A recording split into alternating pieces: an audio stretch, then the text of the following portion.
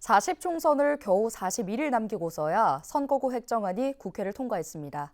막판까지 혼전을 거듭하던 여야는 본회의 직전 수정안을 극적으로 타결했는데요. 이세진 기자와 이야기 나눠보겠습니다. 이 기자, 드디어 여야가 선거구 획정안 수정안에 합의했는데요. 네, 앞서 여야는 석 달 가까이 선거구 획정안을 두고 첨예한 대립각을 세워왔습니다.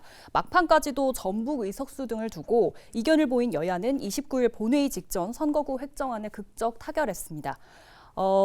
40총선을 불과 41일 남긴 시점이었는데요. 이날 하루 만에 정개특위와 본회의까지 통과한 이번 획정안은 지난 12월 획정위가 국회에 제출한 원안에서 일부 수정된 안입니다.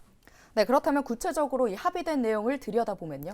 네, 먼저 양당 갈등의 쟁점이었던 전북 의석수, 비례대표 의석 한 석을 줄여 기존 10석을 유지하는 걸로 가름이 됐습니다.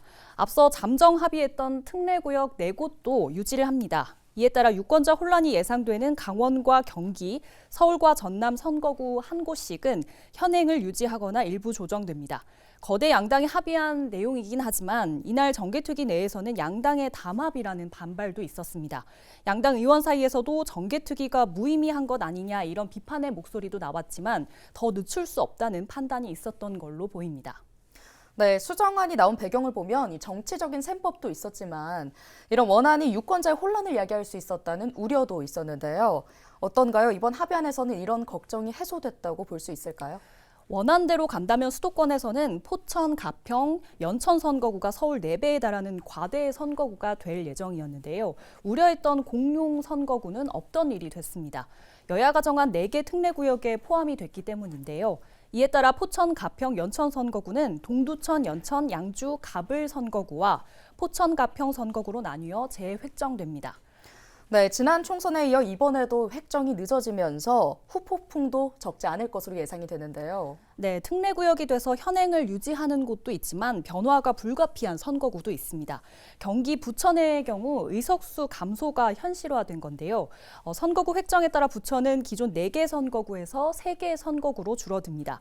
무엇보다 현역 의원들이 모두 같은 민주당 소속이다 보니 이후 공천 과정에서의 혼란도 예상됩니다. 계양 갑을처럼 경계가 조정되는 선거구도 있습니다. 갑 선거구였던 작전 서운동은 을 선거구였던 계산동은 갑 선거구로 바뀌기 때문에 유권자들은 추후 어느 선거구인지 반드시 확인해야 합니다. 한편 여야는 막판 협상으로 원안이 통과되는 일만큼은 막았지만 그렇다고 지각 처리에 대한 책임까지는 면할 수는 없을 것으로 보입니다. 선거구 획정 이후 공천은 조금 더 속도를 내서 마무리 수순을 밟을 예정인데요. 이미 깜깜이 선거를 치르고 있는 곳도 있는 만큼 당분간 적지 않은 후폭풍도 예상이 됩니다. 네, 지금까지 선거구 획정 관련 소식 짚어봤습니다. 이 기자 수고하셨습니다.